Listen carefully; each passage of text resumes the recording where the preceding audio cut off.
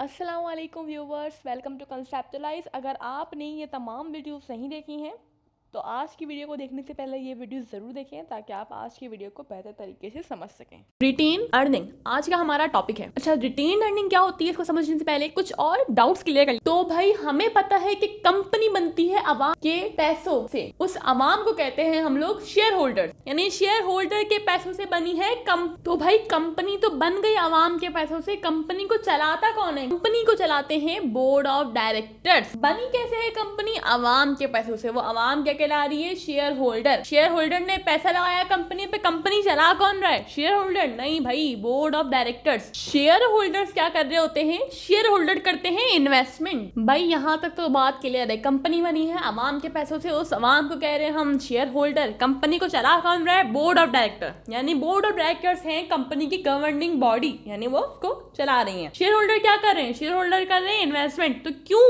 भाई share holders जब decision making नहीं कर सकते कंपनी में तो वो इन्वेस्ट क्यों कर रहे हैं? इस सवाल का जवाब है डिविडेंड। उनको चाहिए डिविडेंड। अब ये डिविडेंड क्या होता है? डिविडेंड बोले तो प्रॉफिट। भाई उनको चाहिए प्रॉफिट, तो शेयर होल्डर कर रहे हैं इन्वेस्ट और वो ले रहे हैं प्रॉफिट। काम कौन कर रहा है? बोर्ड ऑफ डायरेक्टर कर रहे हो। उनको क्या मिल रहा है? भाई उनको सैलरी मिल रही है, वो काम कर रहे हैं, एम्प्लॉय हैं। तो भाई जरा थोड़ी देर के लिए कंपनी से हट के आते हैं हम अपनी सोल प्रोप्राइटरशिप पर। सोल प्रोप्राइटरशिप में क्या होता है? Single person. अब चूंकि सोल प्रोप्राइटरशिप में सिंगल पर्सन होता है तो 1% कंट्रोल होता है, यानी सिर्फ एक ही शख्स कंट्रोल कर रहा है पूरे बिजनेस को। डिसीजन मेकिंग सिर्फ एक पर्सन की है, उसकी मर्जी, वो जो चाहे करे, जितना इन्वेस्ट करे, जितना निकाले, ड्रॉइंग्स करे, कुछ भी करे। इसीलिए no sharing of profit and loss. वो कोई भी प्रॉफिट और लॉस शेयर नहीं करेगा, सारा अपने पास रखेगा, चाहे लॉस हो या प्रॉफिट हो, क्योंकि पैसा भी उसी का लगा हुआ है और कंट्रोल भी वो कर रहा है। सोल प्रोप्राइटरशिप में पैसा भी उसी का लगा हुआ है, एक सिंगल पर्सन का लगा हुआ है और कंट्रोल भी वही कर रहा है। तो प्रॉफिट या लॉस किसके जिम्मे, किसके हिस्से आएगा? उसी के पास आएगा। और भाई कंपनी में ऐसा नहीं है। कंपनी में पैसा किसी और का लगा हुआ है और कंट्रोल कोई और कर रहा है, काम कोई और कर रहा है, यानी जिसका पैसा लगा हुआ है वो शेयर होल्डर है। अब प्रॉफिट भी उसी को जाएगा और लॉस भी वही बेयर करेगा, तो नुकसान भी तो वही उठाएगा ना। तो ओनर असल में कौन हुआ? शेयर होल्डर हुआ। यानी ओनर शेयर होल्डर है, इन्वेस्टमेंट शेयर होल्डर ने करी है। क्यों करी है इन्वेस्टमेंट? भाई डिविडेंड के लिए, प्रॉफिट के लिए। कंपनी को चला कौन रहा है? बोर्ड ऑफ डायरेक्टर्स चला है। भाई यहाँ तक तो कहानी बड़ी ही सिंपल थी, बड़ी ही क्लियर थी, बड़ी सिंपल तरीके समझ में आ गया कि भाई क्या माजरा हो रहा है। अब होल्डर ने जो कि पैसा लगाया हुआ है तो वो ऐसे ही उठा के वैसे तो नहीं लगा देंगे, उनको चाहिए होता है हिसाब किताब। हर साल फाइनेंशियल रिपोर्ट बन रही है कंपनी की। अब शेयर होल्डर पूछते हैं कि भाई तुम्हें इस साल कितना प्रॉफिट हुआ, तुम हमें प्रॉफिट दो। वो प्रॉफिट बताने के लिए शेयर होल्डर्स को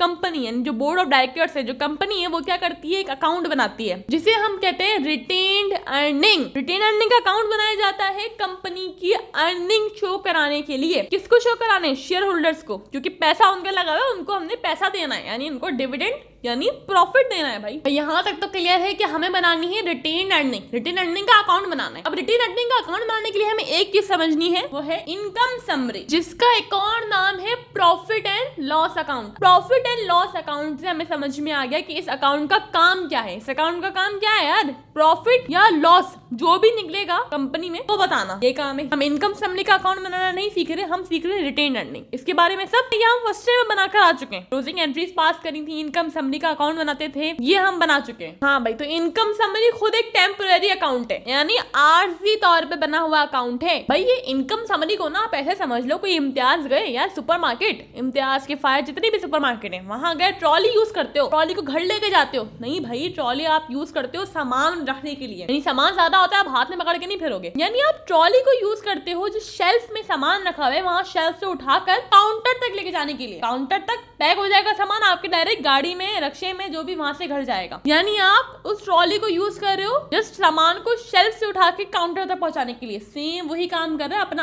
प्रॉफिट एंड लॉस अकाउंट। क्या कर रहा है भाई? वो टेम्परेरी अकाउंट है, आर्जी तौर पे अकाउंट खुद ने खत्म हो जाना है, इसने खुद ने खत्म हो जाना है। अभी क्या काम कर रहा है भाई? जो हमारे पास इनकम और खर्चे, यानी हमारे बिजनेस में खर्चे भी होंगे तो कुछ ना कुछ इनकम भी होगी। उन इनकम और एक्सपेंस से वो प्रॉफिट या लॉस निकालता है, यानी हम इनकम कंपनी में प्रॉफिट या लॉस जो भी हुआ है वो निकालेगा और लेकर जाएगा अपनी रिटेन्ड अर्निंग के अकाउंट। वहां जाकर ये क्या हो जाएगा? खत्म। टेम्परेरी अकाउंट था ना, खत्म हो गया। भाई जिनको अभी भी समझ में नहीं आया इनकम समरी क्या है, तो उनके लिए बना ही दिया अकाउंट। तो भाई सबसे पहले हमने एक्सपेंस और रेवेन्यू को देखना है। प्रॉफिट एंड लॉस अकाउंट है ना, रेवेन्यू और एक्सपेंस तो मेन हमारे लिए। अच्छा, ये दोनों खुद भी टेम्परेरी अकाउंट है, यानी एक्सपेंस और रेवेन्यू भी टेम्परेरी अकाउंट है। ये टेम्परेरी अकाउंट कहाँ जा रहा है? इनकम समरी में खत्म होने के लिए। फिर इनकम समरी कहाँ जाके खत्म होगा? रिटेन अर्निंग के अंदर। भाई इनकम समरी में कौन से दो अकाउंट जा रहे हैं? एक्सपेंस जा रहा है और रेवेन्यू जा रहा है। ये दोनों खुद एक टेम्परेरी अकाउंट है। तो भाई ये जा रहे हैं इनकम समरी के अंदर खत्म होने के लिए, जीरो होने के लिए, क्योंकि टेम्परेरी अकाउंट का मतलब है खत्म होना उन्होंने। अब इनकम समरी के अंदर जाकर इनकम समरी खुद एक टेम्परेरी अकाउंट है, उसने कहा जाके खत्म होना है? सोल प्रोप्राइटरशिप और पार्टनरशिप के केस में वो जाकर खत्म होगा कैपिटल के अंदर। लेकिन कंपनी में इनकम समरी का जो बैलेंस है वो कहाँ जा रहा होगा? रिटेन्ड अर्निंग के अंदर। टेम्परेरी अकाउंट है ना, इम्तियाज में ट्रॉली लेते हैं, घर लेके थोड़ी जाते हैं, उसी वक्त यूज करते हैं, वापस रख देते हैं। भाई ये देख लो, ये आ गए हमारे एक्सपेंस 1000 रुपए,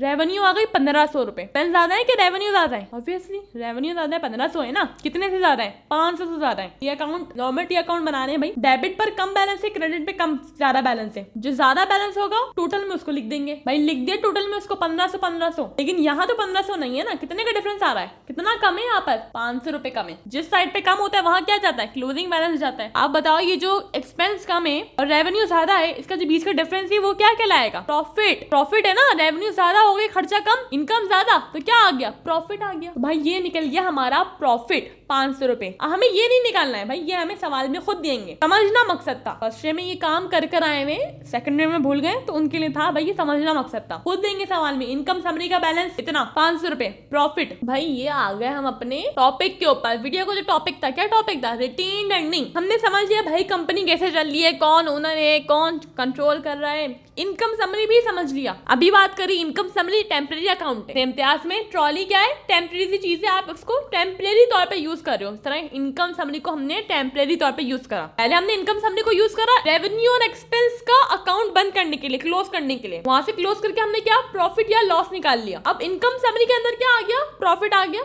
उसको लेकर आएंगे, रिटेन अर्निंग में लिख देंगे, और इनकम समरी का अकाउंट क्या हो जाएगा? क्लोज। भाई ये दोनों हमारे पास साइड आ गई, क्रेडिट साइड और डेबिट साइड। रिटेन अर्निंग का हम बनाने अकाउंट। अब इनकम समरी में प्रॉफिट निकाला था, कहाँ लेकर जाएंगे? रिटेन अर्निंग में। भाई अमाउंट हमारे पास नहीं है, अभी एग्जांपल सॉल्व नहीं कर रहे, तो बनाकर दिखा रहे। तो इनकम समरी आ गई क्रेडिट साइड पे। अब रिटेन अर्निंग हमारा बढ़ गया, जितना भी बैलेंस इनकम समरी में लेकर आए। अगर 500 रुपए लेकर आए तो रिटेन अर्निंग किससे बढ़ा? 500 से बढ़ा। हाँ, अगर इनकम समरी में लॉस निकला तो फिर हम कहाँ लिखते? डेबिट साइड पर। रिटेन अर्निंग बढ़ता कि कम होता? कम होता भाई। लॉस निकला है तो कम होगा ना, बढ़ेगा कैसे? क्योंकि अगर ओनर को प्रॉफिट मिल रहा है तो फिर लॉस भी तो नुकसान, लॉस भी तो बेयर करना पड़ेगा। भाई ये समझते समझते हमने ये भी पढ़ा था कि शेयर होल्डर्स इन्वेस्ट क्यों करते हैं? डिविडेंड के लिए, प्रॉफिट के लिए। तो ये प्रॉफिट कहाँ से आएगा? रिटेन अर्निंग से आएगा प्रॉफिट। भाई ओनर से उन्होंने इन्वेस्ट करा, उनको डिविडेंड तो चाहिए। डिविडेंड तो हमें समझ में आ गया, प्रॉफिट लिखा हुआ। यहाँ दो डिविडेंड लिखे हुए नजर आ रहे हैं, कैश डिविडेंड और स्टॉक डिविडेंड। कैश डिविडेंड तो समझ में आ रहा है ना, पैसा, पैसा दे रहे हैं, प्रॉफिट दे रहे हैं, पैसा मिल रहा है उनको, प्रॉफिट मिल रहा है। स्टॉक डिविडेंड क्या चीज है? स्टॉक डिविडेंड भी बड़ा सिंपल सा है। स्टॉक डिविडेंड क्या है? शेयर होल्डर्स को, ओनर्स जो है कंपनी के, उनको हम पैसों के बजाय डिविडेंड के तौर पर मजीद शेयर्स दे रहे हैं, यानी वो मजीद शेयर्स के क्या बन जाएंगे? ओनर बन जाएंगे। ये क्या कहला रहा है? स्टॉक डिविडेंड कहला रहा है। अच्छा भाई, अब हमने पढ़ लिया कि कैश डिविडेंड क्या है, स्टॉक डिविडेंड क्या है, इनकम समरी में से बैलेंस आ रहा है, रिटेन अर्निंग में इनकम समरी एक टेम्परेरी अकाउंट है, ये सब पढ़ लिया। अब मजीद क्या चीजें आएंगी रिटेन अर्निंग में, अब उसको भी पढ़ते हैं। अब बात करते हैं रिजर्व पर। रिजर्व क्या होते हैं? आपने अक्सर रिटेन अर्निंग के अकाउंट में सुना होगा, reserve for sinking fund, reserve for this. तो रिजर्व का मतलब क्या है? सेव फॉर फ्यूचर यूज, यानी कोई अमाउंट हम फ्यूचर यूज के लिए अगर सेव करके रख ले तो उसे हम क्या कहेंगे? रिजर्व कर लिया हमने। अक्सर ऐसा होता है कि आपके फादर या फिर आपके पेरेंट्स कुछ ना कुछ अमाउंट बचा कर रख रहे होते हैं। कोई प्लान नहीं होता उनका फ्यूचर, कहीं नहीं जाना, कहीं घूमने नहीं जाना, किसी की शादी नहीं आ रही, फिर भी एक अमाउंट बचा के रखा जा रहा है। क्यों रखा जा रहा है? आप कभी कभी पूछते होगे ये अमाउंट क्यों रखा जा रहा है, पैसा क्यों सेव कर रहे हो? उनका जवाब आता होगा, बेटा फ्यूचर के लिए सेव कर रहे हैं, कोई ना कोई प्रॉब्लम आ सकती है, जिसे हम कहते हैं नागहानी आफत, यानी वो आफत का हमें अभी इल्म नहीं है, जब कोई प्रॉब्लम आती है तो ये पैसा जब काम आएगा। रिजर्व एग्जैक्टली वही चीज है। हम इसको अच्छी इंग्लिश में, एक एडवांस इंग्लिश में क्या बोल देंगे कि हम रिजर्व कर रहे हैं पैसा, यानी सेव फॉर फ्यूचर यूज। अब मीनिंग तो समझ में आ गई, रिजर्व ही यानी महफूज करके रखना, मतलब रिजर्व करना। लेकिन हम यहाँ पर कंपनी के चैप्टर में रिजर्व को क्यों पढ़े, ये सवाल अगर आपके माइंड में आया है तो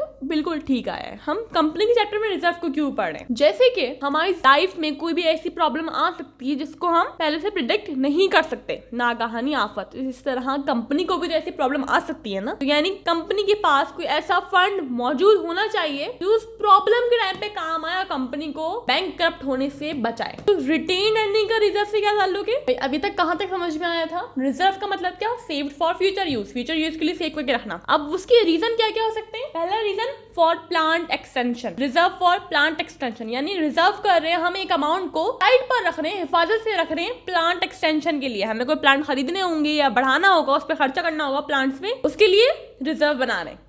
तो एक तो अमाउंट हम रिटेन अर्निंग से रिजर्व निकालेंगे, यानी अमाउंट निकालेंगे किस लिए, प्लांट एक्सटेंशन के लिए। फिर दूसरा आता है रिजर्व फॉर कंटिंजेंस, नागहानी आफत या कोई हादसा, कोई ऐसा वाकया पेश आ जाए का हमें इल्म ना हो, उसके लिए रिजर्व बना के रखेंगे, यानी रिजर्व फॉर कंटिंजेंस। तीसरा रिजर्व आता है हमारे पास रिजर्व फॉर मेंटेनेंस। कोई भी मशीन खराब हो जाती है, खर्चा होगा ना, फ्री में तो सही नहीं होगी मशीन, वो खर्चा कैसे करेंगे, जब हमने कोई ना कोई पैसा साइड में रखा होगा मेंटेनेंस के लिए, तो रिजर्व फॉर मेंटेनेंस। चौथा आता है reserve for sinking fund. Sinking का वर्ड कैसे आता है, सिंकिंग मतलब क्या होता है, डूबना, सिंक। जब कंपनी डूब रही होगी, डूबने से क्या बना दे, पानी में तैर रही है, नहीं, जब कंपनी के हालात बहुत खराब हो जाएंगे, जब कंपनी कुछ अर्न नहीं कर पा रही होगी, लॉस में जा रही होगी, बैंकक्रप्ट होने वाली होगी, तब कौन सा पैसा काम आएगा, रिजर्व फॉर सिंकिंग फंड। कि हमने पहले जब कंपनी के हालात अच्छे थे, जब हमने एक रिजर्व बना के रख लिया, उसमें हमने पैसा जमा करके रख लिया उस रिजर्व में, वो पैसा कब काम आएगा, जब कंपनी सिंकिंग की तरफ जा रही होगी, जब कंपनी बैंकक्रप्ट की तरफ जा रही होगी, वो पैसा हम जब यूज करें। अब यहाँ तक तो क्लियर हो जाना चाहिए कि रिजर्व क्या है। रिजर्व समझ में आ गया, किस किस तरह के हमारे पास रिजर्व हो सकते हैं, ये भी समझ में आ गया, रिजर्व की मीनिंग भी पता चल गई। अब रिटेन अर्निंग में कैसे इसको यूज करेंगे ये समझते हैं। ये हम आ गए वापस अपनी रिटेन अर्निंग में। हम अपने रिजर्व बना रहे हैं, हमारे पास क्वेश्चन आया कि रिजर्व फॉर सिंकिंग फंड क्या करेंगे, रिटेन अर्निंग क्या है, कंपनी का पैसा, तो रिजर्व बनाएंगे, यानी कि अमाउंट हम कंपनी की जो इनकम है, कंपनी की जो अर्निंग है, उसी में से निकाल के साइड पे रखेंगे। तो रिटेन अर्निंग का अकाउंट कम होगा कि ज्यादा होगा, ऑब्वियस सी बात है, कम होगा। और कम होता है तो कहाँ रिकॉर्ड करते हैं, डेबिट। ये बन गया हमारा रिटेन अर्निंग का अकाउंट। अब इसमें आप क्या क्या चीजें लेकर जाओगे जो आपको क्वेश्चन में दी है। इनकम समरी का जितना बैलेंस दिया हुआ है आप उसे इनकम समरी को क्रेडिट करोगे। कैश डिविडेंड जितना पे करना है उससे रिटेन अर्निंग डेबिट होगा। स्टॉक डिविडेंड जितना दिया हुआ है उसी से रिटेन अर्निंग डेबिट होगा। जो रिजर्व दिए हुए उसको रिजर्व को उनके नाम से लेके जाओगे और अमाउंट से डेबिट कर दोगे। अब क्या होगा, जौन सा हमारे पास साइड ज्यादा आ रही होगी, बैलेंस कहाँ लेके जाएगा, नीचे टोटल में। ज्यादातर रिटेन अर्निंग में क्लोजिंग बैलेंस जो है वो डेबिट साइड पे रिकॉर्ड होता है। टी अकाउंट का बेसिक रूल क्या है, टी अकाउंट कैसे बनाते हैं हम, दोनों साइड का टोटल करेंगे, जिसका टोटल ज्यादा आएगा उसको नीचे लिख देंगे दोनों जगह, और जितना अमाउंट चाहिए होगा इस जगह पर उस टोटल को कवर करने के लिए, उस टोटल के बराबर आने के लिए उसको हम यहाँ लिख देंगे। ये आ गया हमारा बैलेंस। तो अब करते हैं हम एक क्विक सा रिवीजन। सबसे पहले हमने बात करी थी सोल प्रोवाइडरशिप पे। सोल प्रोवाइडरशिप के दो फीचर से बात करी थी। पहले बताया था कि सोल प्रोवाइडरशिप एक सिंगल पर्सन बनाता है। सोल प्रोवाइडरशिप बिजनेस एक सिंगल पर्सन ओन करता है। दो फीचर क्या होंगे इसके, 1% कंट्रोल, सिर्फ एक ही इंसान है जिसको पूरे बिजनेस को कंट्रोल करता है। No sharing of profit and loss, कोई भी प्रॉफिट या लॉस शेयर नहीं किया जाता है। इनके सारा का सारा किसके पास आता है, सिंगल पर्सन, वही पर्सन जो बिजनेस का मालिक है, ओनर है। और जब हम कंपनी पर आते हैं तो कंपनी में पैसा किसका लगा हुआ है, आवाम का पैसा लगता है कंपनी पर। वो आवाम क्या है, शेयर होल्डर्स। इन्वेस्टमेंट क्यों करती है शेयर होल्डर, उसको डिविडेंड चाहिए, प्रॉफिट चाहिए। जब पैसा शेयर होल्डर से लगा हुआ है तो ओनर कौन हुआ कंपनी का, शेयर होल्डर। कंपनी चलाता कौन है, अगर शेयर होल्डर पैसा लगा दिया और प्रॉफिट ले दिए, कंपनी चलाते हैं बोर्ड ऑफ डायरेक्टर्स, यानी कंट्रोल किसके पास है, बोर्ड ऑफ डायरेक्टर्स के पास। पैसा कौन लगाता है, इन्वेस्टमेंट कौन करता है, प्रॉफिट या लॉस कौन लेता है, शेयर होल्डर्स, यानी ओनर्स जो है कंपनी के। अब इनकम समरी, इनकम समरी क्या है, हम एक्सपेंसेस जितनी भी कंपनी ने करे और जितनी भी रेवेन्यू अर्न करी, एक्सपेंस और रेवेन्यू को लेकर जाते हैं इनकम समरी के अकाउंट में। वहां से हम प्रॉफिट या लॉस निकालते हैं। जैसे हमें अभी प्रॉफिट हुआ था, ये प्रॉफिट निकाल कर एक्सपेंस और रेवेन्यू जो कि टेम्परेरी अकाउंट है उसको हम क्लोज कर देते हैं। प्रॉफिट निकल गया, अब इनकम समरी के अंदर आ गया प्रॉफिट। इनकम समरी भी खुद एक टेम्परेरी अकाउंट है, तो इनकम समरी का बैलेंस कहाँ जाएगा, रिटेन अर्निंग में जाएगा। रिटेन की अगर उर्दू मीनिंग निकालोगे तो उसकी मतलब आएगा रखना, महफूज करना,